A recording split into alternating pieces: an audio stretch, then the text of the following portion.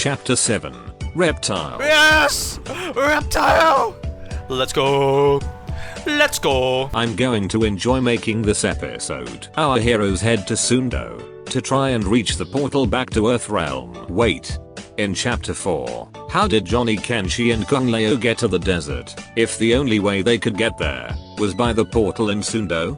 Did they just go through the portal with nobody noticing them in Sundo? Sizoth scouts the area first. I like how in order to jump higher, he only shifts his legs. The people here are celebrating the Lantern Festival, also known as the Shivaranatai. Okay, but what the fuck is this? You guys just had a huge event yesterday at the tournament. I see that Her Majesty once again spares no expense on the festival. So then what is this whole ordeal? There's a big statue of someone. Maybe they're celebrating that dude. Maybe the Grand Martial Arts tournament between Earthrealm and the Realm of Outworld is the Shivaranatai. And even though the tournament ended, the party is still going. When I first saw the stage in the trailer, I thought this was Earthrealm, because there are many things that are similar to the actual Lantern Festival we celebrate in Asia. The red paper lanterns, the costumes, the fireworks. Maybe in the lore, the Shivaranatai is the thing that inspires the Lantern Festival in China. My guess as to why NRS did this is so that they can have more Asian-inspired themes for Outworld, since Sindel, Kitana and Melina look Asian in this timeline. But most importantly, Li Mei. Li Mei's character is now filled with Lantern Festival powers. Fireworks, paper lanterns, and even her purple creatures look like a Chinese guardian lion.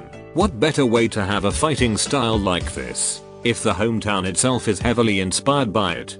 Also, everyone, I don't mean to alarm you, but the living forest is destroyed. Your ancestor souls have been infused into a creepy being, and the forest is on fire. It's been on fire since daytime, and it's only gotten worse at night. Someone please put out the fire. Also, can you guys stop no clipping into each other? It's really rude. We head to the main stage, where we see Melina and Kitana in festival regalia. Fun fact, currently, this costume is the only way for Kitana not to wear a mask. Are you And check it out, it's Chameleon, the beloved obscure secret character, who hasn't been seen in a mainline game for 17 years. She's also an Umgadi in this timeline. We also see General Shao and Li Mei patrolling the area looking for the humans. Melina then asks for some water. Yes, princess. Fetch us water, please.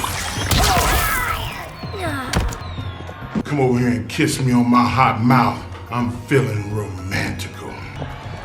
Are you serious? Not political. Right in front of my salad? So, Melina and Tanya seem to be very close. You, above all, must obey Umgadi rules. I must obey my heart, of course. If you are toying with my sister's emotions... Rest assured, princess, I am not. You will be silent about Melina. About her disease or her affair.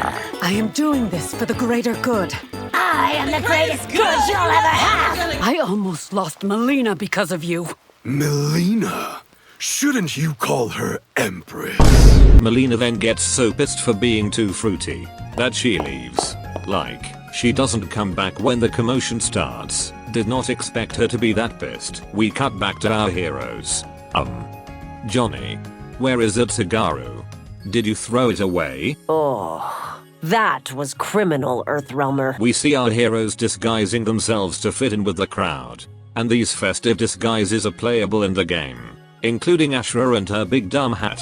Ashra doesn't like the hat, but Johnny claims that it's good for her disguise. And honestly, it suits you. Thank you, Johnny. Thank you. Sizoth comes back and says that he'll make a distraction. To catch me, they must see me. Hot. Okay, I have a question. How does invisibility work for Sizoth? Let me go through each method he has. Number 1. We see him turn invisible instantly in front of the gang. He also does this when he uses Falling Fang's cancel, and in his brutalities, and when the Kamiya fighter grabs the opponent. Number 2. He pulls out a smoke grenade to disappear, like how he did it in the earlier games. And number 3. He spits acid all over himself, waits a second, and then goes invisible. Why the fuck are there so many methods? Why can't it just be a simple on and off switch? Sadly, I've no time to explain. Sizoth commences the distraction. It works for his friends, but he gets spotted because Sizoth's invisibility depleted. Hashtag buff Reptile. Lime and Reiko go after him. And Reiko MLG no-scopes Sizoth. I find it very ironic that somehow the best grappler in the game has the best zoning tool. And I mean that in gameplay too. They continue the chase. And Kenshi notices Sizoth in trouble and runs over to help. Sizoth prepares to fight Lime and Reiko. Surrender and I'll hear you out. Really? That's great. I'll let you defeat me so I can tell you everything. After his capture, Sizoth was taken to the lower mines. He will spend the rest of his days in forced labor. What the fuck, Lime? Can't believe you let me down again. Perhaps that's too much to expect. The Sundo stage is filled to the brim with life. There are people who are looking at the view, and they will notice you when you fight next to them. You can also see someone giving a piggyback ride in the background. I absolutely love this couple here. When you fight next to the couple, the girl is really into it, but the guy's not. He'll start to get sick and scared, and the girlfriend will start to comfort him. If you let the stage play out, the statue in the middle will start to burn up, and the skies will be filled with sky lanterns, making for a climactic ending for the festival. I know I said the Hanging Gardens was the most beautiful stage in the game, but I'm really second guessing myself with this scene right here. You also get Kenshi as a cameo fighter, who has this funny move. Kenshi, go. Special thanks to Tkyun Kim 1 for the amazing fan art of this. Sizoth wins. We then cut to Katana and Tanya, who were watching the whole thing, and they finally joined the fight. Sizoth defeats Katana, but Tanya isn't defeated yet. Oh, I still got Tanya to handle. Come on, Tanya, that was rude. You know what? Johnny was right to call you that. You bitch. I haven't hurt the princess. This need not continue. I haven't hurt the princess. I haven't hurt the princess. I haven't hurt the princess. The chaos you caused at the Lantern Festival. Luckily, no one was hurt. No one was hurt. No one was hurt. No one was hurt. Then they continue the fight. Chameleon also shows up as a cameo fighter. She can use Katana and Melina moves, but when she was released as DLC, she also has Jade's moves and can change colors, just like how she would in Mortal Kombat Armageddon. She's also apparently a Zaterran. There are Zaterran Umgadi. Of course. You've not met Chameleon? A lizard form? No. Breaking news. Takeda has been released, and with it, new information. Let's check it out. I met a Zaterran Umgadi. Chameleon is her name? She is not Zaterran. She is Saurian. If you lose to Katana or Tanya, you will be forced to live with the Tarkatans. What the fuck is wrong with outworld politics? Sizoth wins. My sentence is suspended, Umgadi. Lamau. We cut back to our heroes.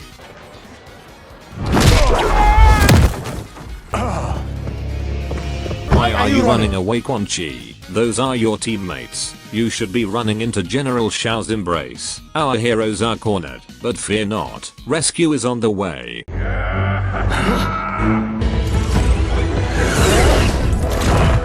Cool. But why?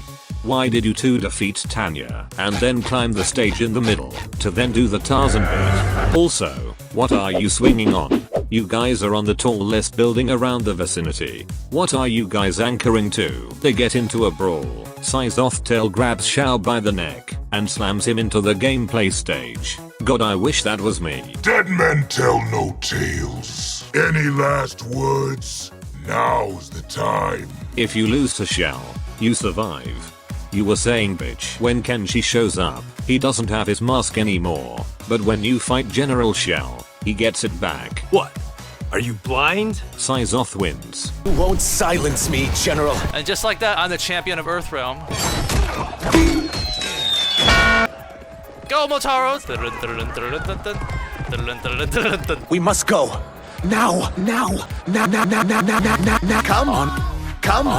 Come on. Now. The gang retreat back to Earthrealm.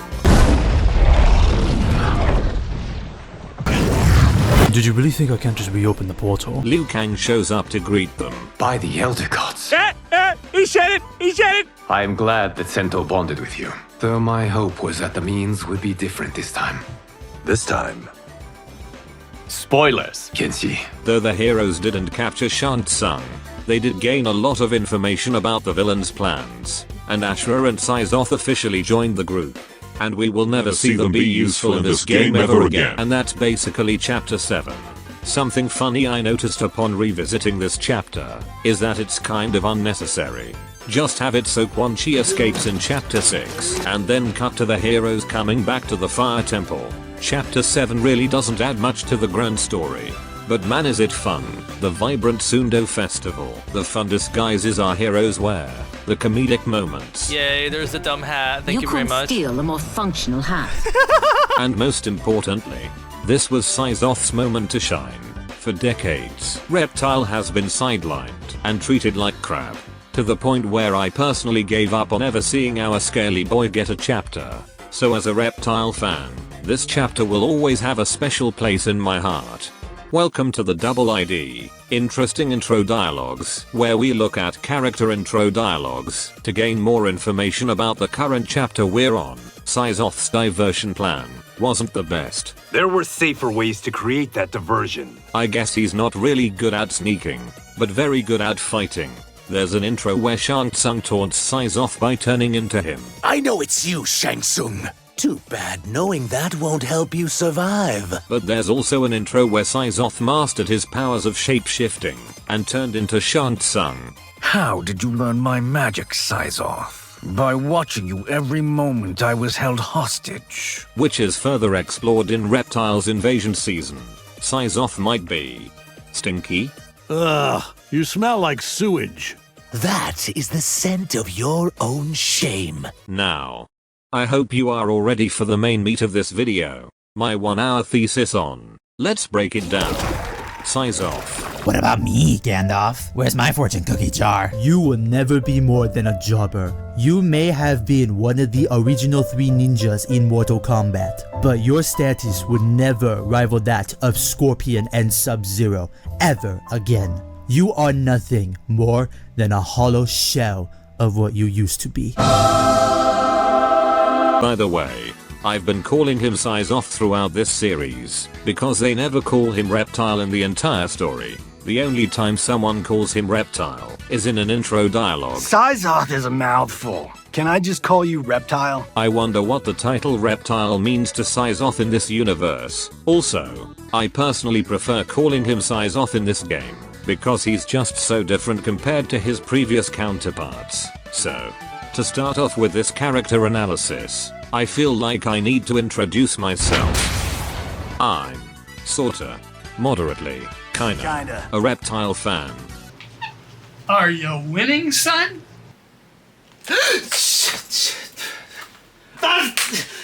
Nope.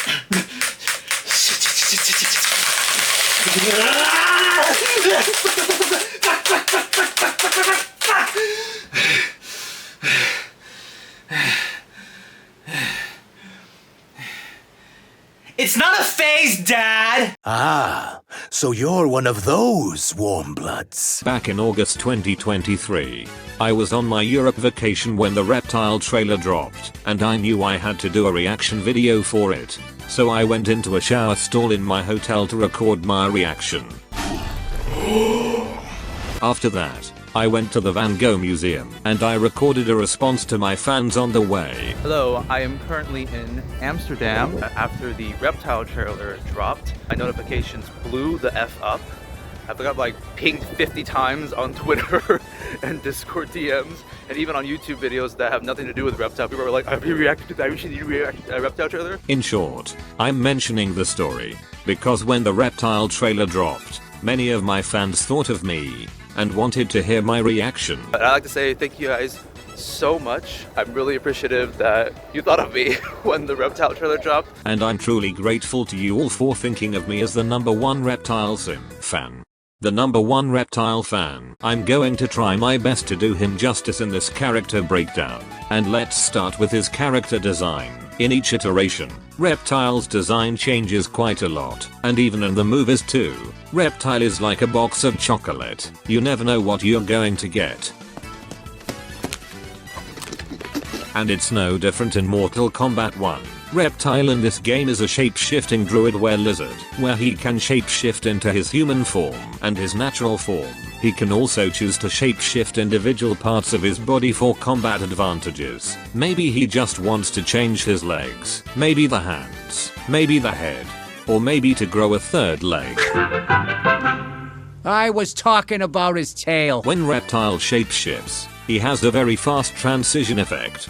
With that being said though, I'd still prefer Reptile to have a transformation effect whenever he changes forms. Transformation fetish fans are in shambles. Now let me start by talking about his human form design. When M1K was rolling out the trailers, the costume designs range from good to mid to you get an F on this assignment, and I was getting worried for my boy Reptile being in the latter. But by some miracle, Reptile got the best costume design he's ever gotten in this franchise. It's a new rendition of the classic ninja suit, the black and green color palette, the hoodie, the mask. But then there are small things on the costume that make the whole thing pop. There are many line patterns all over his costume, which makes it a little bit like lizard scales. Ironically, some of it looks like leather. You own leather made from reptiles. What? It's not like I skinned your cousin Vinny. Reptile has metal plate armor on his shoulders and arms, and they literally look like lizard scales and spikes. He has snake tattoos on his face and arms. My favorite detail about his design is a green sash. It wraps around his body like a snake. Then the sash goes to his back and it looks like a tail. When I first saw him in the trailer, I could not tell if that was his sash or his tail. Such a genius design. The whole costume not only looks cool, the small details that I just mentioned cleverly tells the player that this is a lizardy boy without directly saying it. Some so subtle you might not have even noticed, but your brain did. He's also extremely handsome. People started having the hots for him the moment the trailer dropped. You can actually pinpoint the second when people had the hots for Reptile. And now. Amateurs. While you guys are simping for him now, I was simping for him back in 2020. Reptile is also currently the only character with a unique blood color, green, which is a reference to how it was in older games, and also unfortunately a detriment to him, because now every combo video, guide, fatality compilation, is all done onto Reptile, because green blood won't get you demonetized on YouTube. We greatly appreciate your sacrifice as a training dummy Reptile, which by the way, I myself have never done. Special thanks to Ben Gunn for the fatality video that doesn't have only Reptile in it. Thank you very much. Yeah, everyone gets a chance to die in this. Yeah, it's not. I was wearing this for a memorial for Reptile, but luckily we're not watching that one. Reptile also has keys on his waist because he was a jailer for Shang Tsung. Don't know why he kept those keys after leaving Shang Tsung though. I guess it's now just there for fashion. For his Christmas elf skin, the keys turn into candy canes. Very cute. If it turned out that Reptile didn't have a reptilian form, and he was just a human that could use lizard magic, I would be super pissed. But I will still not deny that his human form design is goated as fuck. Luckily, we got the best of both worlds. Now let's talk about his lizard form. This is definitely the most unique part of Reptile this time. The closest in game he looked like Liz was in Deadly Alliance, but even then, he was still kind of ninja-ish. In M1K however, he's a monster crocodile man, which is very similar to how he was in the 2021 movie, which does make me wonder if his 2021 design inspired his M1K design, or if the blueprints of his M1K design inspired his 2021 design, the chicken or the egg. Speaking of 2021 Reptile, people weren't the biggest fan of him, because he was just a monster, and not the cool lizard ninja we all know and love. Now that should be an issue for M1K Reptile, but because he changes between forms, this issue is nullified. Approved! I also think his lizard form gives us many new and interesting moves that he's never had before. He uses his tail, the size and weight of his body contributing to his attacks, his big old mouth chomping and voring people. Vor stonks are off the charts, and the game gave us one of the best reptile moves ever. The death roll. If an alligator grabs you, it might start a death roll, a terrifying spin meant to dismember prey. Now, as a scalie enjoyer, I do feel like I need to mention the lizard in the room. He's kind of ugly. I don't have too many issues with his body, but the face though, it's like if you took 2021 Reptile and use a frying pan to smash his face. He's like the pug breed of lizard men. The red gum on the top of his lips makes it look like he's puckering his lips all the time. I honestly would have preferred if they went with something closer to his 2021 design. In fact, I would prefer the lizard's design in Marvel's Spider-Man 2. Insomniac did an amazing job with the design. With all this being said, I still love my ugly precious boy, and his pug-like face actually makes him look very unique in the lizard men economy. Personally, I'm just happy he got a scalie form. And I know many people in the Scalie Council who picked up M1K just because of him. Oh, and if anyone is wondering if I prefer Reptile or the lizard.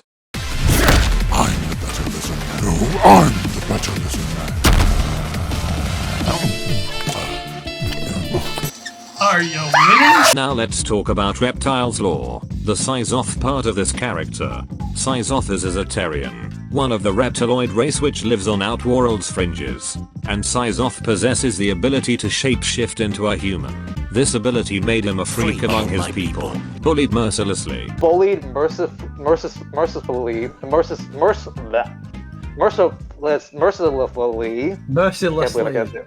Lizard boy can't say human words. He was bullied mercilessly. He's a lizard. He's a lizard. That motherfucker is not real. He is not real. I can't say it. I've been saying it successfully before. Okay, whatever. Ironically, he can't say bullied mercilessly, and we are bullying him mercilessly for it. No mercilessly. Just say with no mercy. Bullied without mercy. There we go. Bullied mercilessly. Size-off was banished from his home. You're banished. A very ironic fate for him, considering that in the past timelines, all he wanted to do was save his race, and now, his race betrays him. A pretty good start for Size-off's story. This could lead to a lot of potential. Oh wait. There's more. Size-off needed food and shelter, so he joined a traveling carnival and performed his shape-shifting abilities for money. He then met Shang Tsung, who wishes to study his shape-shifting. Size-off refuses, so Shang Tsung took his wife and son as hostages, which forced Size-off to become Shang Tsung's slave, which is where we see him in chapter 5. This is a little too much lore for Size-off. It's enough slices! Being outcasted for his shape-shifting abilities already leads to many possibilities for where his character can go. He's looked down upon in Outworld and Zarterra, and so he must find his own identity in this world that disowns him. This is already some pretty good stuff. So what the fuck are these other two things they added to his character? Let's start with the circus part. There's so little information about this, and I don't really see the point of this. What did you do there? Did you learn any acrobatic skills? Did he get his costume from there? Shouldn't he be kind of famous in Outworld because of his act? The only two things I can think of as to why this is here. 1. He kind of despises this job, with the way he says gift here. Turned out there are many who would pay good money to see my gift. He doesn't like using his shape-shifting for performances, the thing that made him a freak back at home, which plays in well with his identity issues. 2. This is just an excuse for him to meet Shang Tsung. We crossed paths and he saw what I could do. But honestly, I still think it's pointless. Just have him meet Shane. You don't need a traveling sideshow to establish this. Although, if they give us a clown costume for Reptile, then this whole plot point would be worth it. Then there's the matter of his family. First off, congratulations Reptile. After 30 years of wanting to reproduce for your race, you finally fucked. I don't inherently think having a family was a bad thing for Size-off, but I just don't think they implemented this very well for him. He finds out his family is dead. You burned my house to the ground! My family's dead! What do I do? I'm gonna find you. Is sad for like 10 seconds, then moves on from it fairly quickly. This does not feel like a brooding man at all. He's witty, cheery, charming. He doesn't feel like he just lost his family mere moments ago. The two reasons why I think they added this for Size Off. 1. It gives him something to bond with Baraka. You were protecting your family. I would have done the same. 2. And the main reason I think they did this. It makes turning Size Off from bad guy to good guy extremely easy, which in my opinion is kind of just lazy writing. Like, duh. Of course Size Off would do the bad things to save his family. Let me bring up another example to help me explain why I don't like this part of Size Off. I don't like using the C word, but let's talk about Cole Young. Woo, let's go Cole! There are tons of things to criticize about Boy Young's character, but the main thing I want to focus on is his motivations. The main thing Sto Young wants to do is protect his family. He's also a beat-down MMA fighter who wants to go back to his glory days. He's also trying to live up to his ancestors' legacy. He's also trying to save the world. I get it! Adding more motivations, character traits, backstories doesn't automatically deepen a character's complexities. It can help sometimes, but it also increases the amount of consistency the writers have to handle. By giving more to Size Off's lore, you don't improve the character.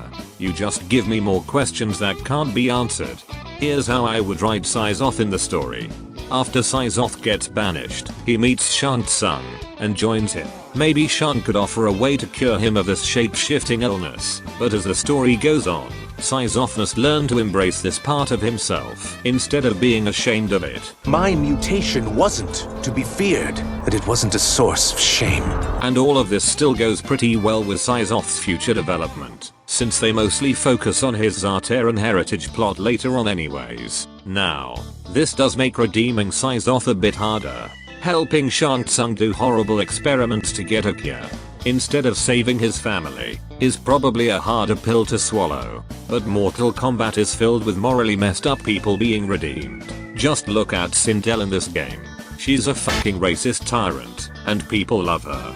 Now, since I'm talking about Size Off's lore, I might as well talk about the other lizard in the room.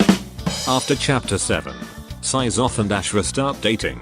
Did you know about Ashra and Size Off? I'm happy for them both, Kung Lao.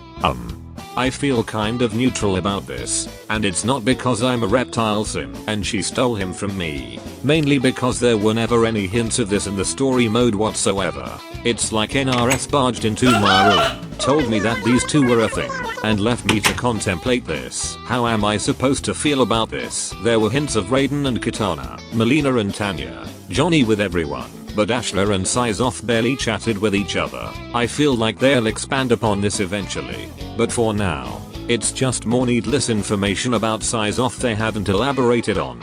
Alright. Enough negatives about my lizard boy. Let's talk positives. The reason why I think people still like Size Off is because he's a cool guy.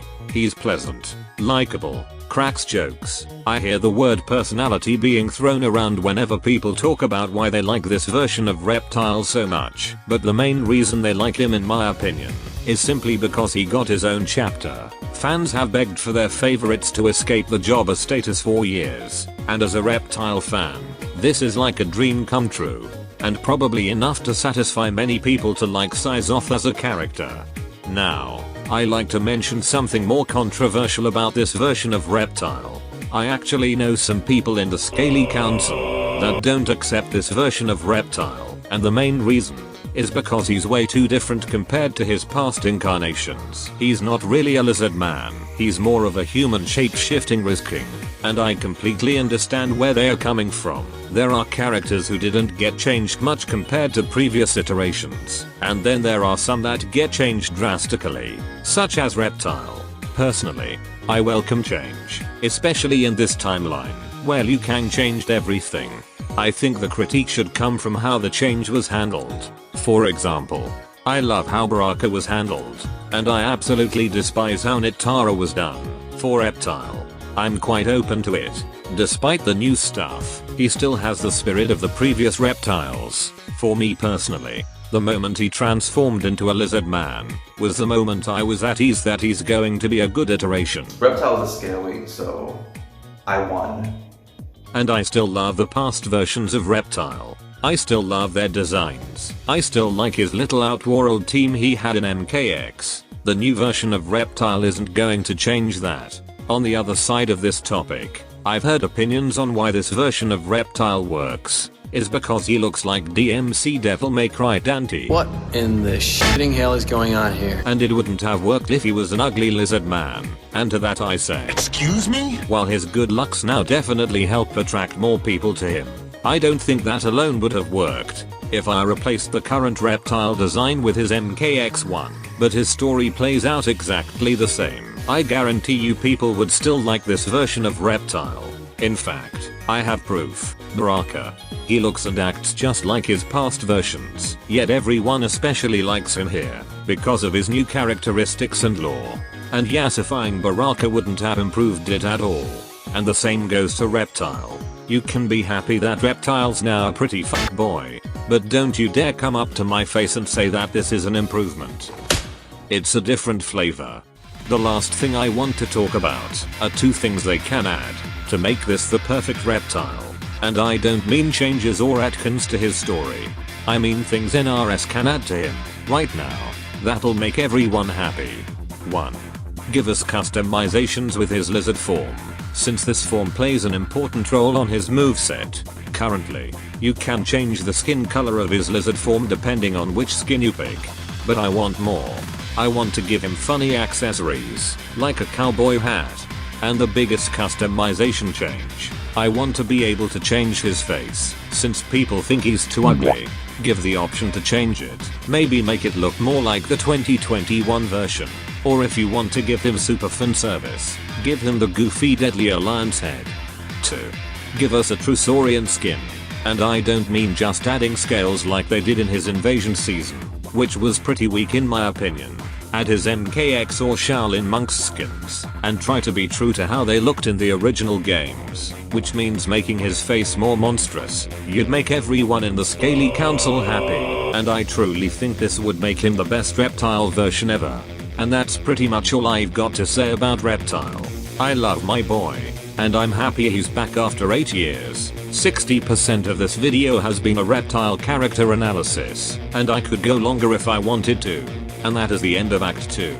Act 1 was a pretty straightforward tournament plot that feels familiar to previous MK plots. Act 2 sees our trio go on a mission, with interesting events, world building, and teaming up with unlikely partners. One of the things I liked about Mortal Kombat Aftermath was the unorthodox team up of Shang Tsung, Nightwolf and Fujin. And the same goes for Act 2. I love seeing Baraka, Size-Off and Dashra working with the good guys. But unfortunately, that's pretty much the last time we see this group in this game. And I know people say the story starts to get bad at the twist in chapter 12. Whoa! But in my opinion, this is where the story starts to go downhill. And I'm not just saying that cause Reptile isn't in it anymore. Barker. Hey guys, what is up? SonicHaXD here, and thank you all so much for watching this Reptile video. I've put a lot of effort into this video. It's got references to many Mortal Kombat games. I talk about many of my older videos. I bring up people that I've collabed with. I shared a ton of artworks and commissions in this video. And of course, this video was all about the Scaly Man himself. In my opinion, this video feels like the accumulation of 4 years of my Mortal Kombat YouTuber career, all condensed into this ultimate video. And I know a lot of you have been looking forward to this, so I really hope you guys had a good time and enjoyed this video. Sadly, I'm not recording this end segment for a celebratory reasoning. I'm here to give you guys some bad news. Chapter 8 will most likely definitely not be released next month. And there are a couple of reasons for that. Reason number 1, I am out of script. So everything you've seen for the past 8 months that I've done, whether it be like the Bollywood joke, the poker skip, Reptile and the lizard kissing, I wrote all of that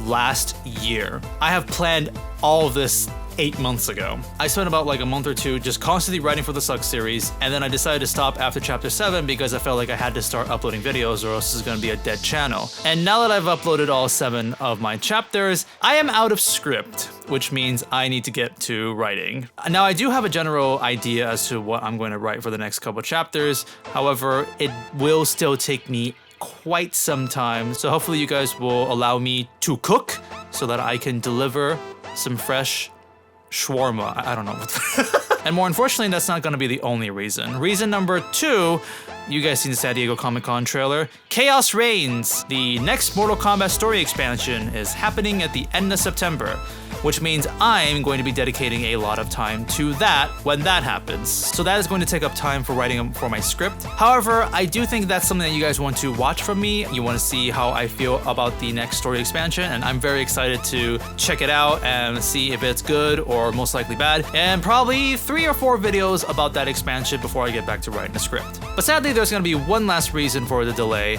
and it's because I'm actually working on 3 secret projects behind the scenes. The first video that I plan will probably be released by next week, and it's gonna be a Reptile video, so I think you guys are gonna like that one. The second video is going to be a collab entry to a certain Slithery Guys videos, and I'm gonna be talking about fighting game story mode related topics, so I hope you guys will enjoy that when that happens. And lastly, I have a bigger project that I've planned. I don't want to give away too much, but I will say I'm going to be talking about a Mortal Kombat thing that is quite universally beloved, and I'm going to be mostly shit-talking it, so let's hope that rage bait works there.